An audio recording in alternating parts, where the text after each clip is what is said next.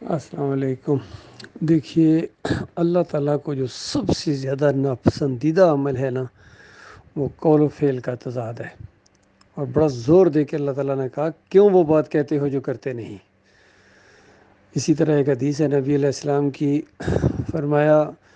کہ پچھلی قوموں میں جتنے انبیاء آئے ہیں، رسول آئے ہیں، ان کے ساتھی جو بھی ہوتے تھے وہ بہت ہی مضبوطی کے ساتھ اس دعوت کو قبول کرتے تھے اور اس پر عمل کرتے تھے، حتیٰ کہ انبیاء کے وفات ہونے کے بعد بھی وہ اسی پر رہے مضبوطی کے ساتھ۔ اس کے بعد جب اگلی نسل آئی نا،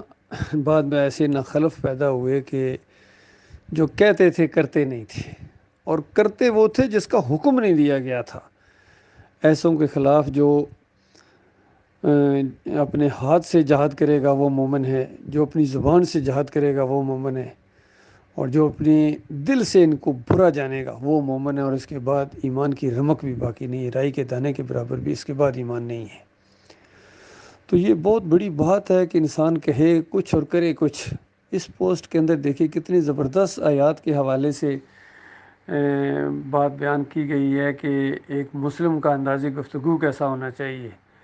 لوگوں سے بھلائی کی بات کرے، سورہ البقرہ بات چیت کرتے ہوئے انصاف کیا جائے، سورہ الانعام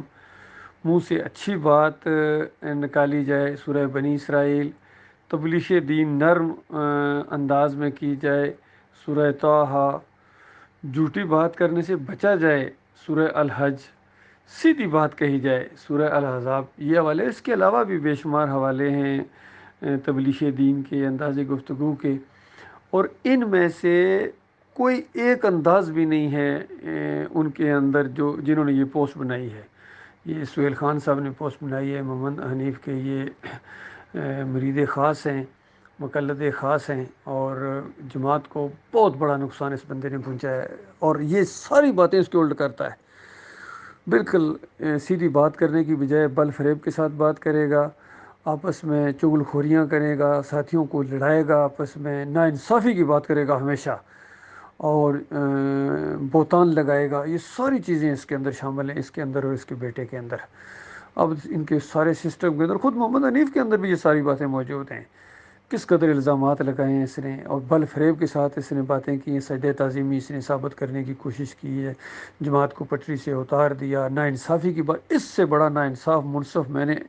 زمین کے اوپر نہیں دیکھا ہے، جس نے ایک پارٹی کو سنے بغیر، اپنے مشورے کے بغیر، اور اپنی جو بھی اس کی کابینہ تھی اس کو بتائے بغیر یک طرفہ فیصلہ کر دیا ظالمانہ، اور اس کو کہا بھی گیا تھا یہ ظالمانہ فیصلہ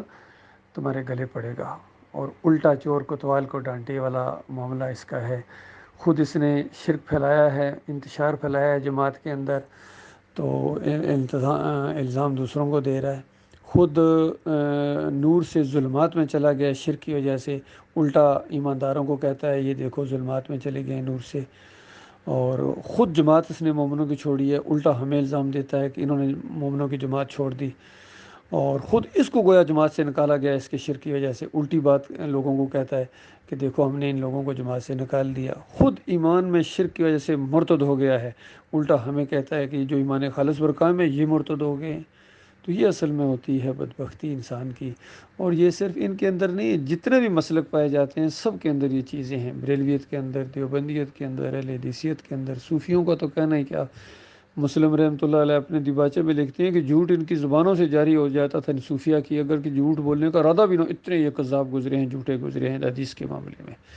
تو ان سب کا ریکارڈ توڑ دیا ہے محمد حنیف صاحب نے اور اس سہیل خان نے۔ اللہ ان کے فریب سے اپنی پناہ میں رکھے ہمارے مومن بھائیوں کو۔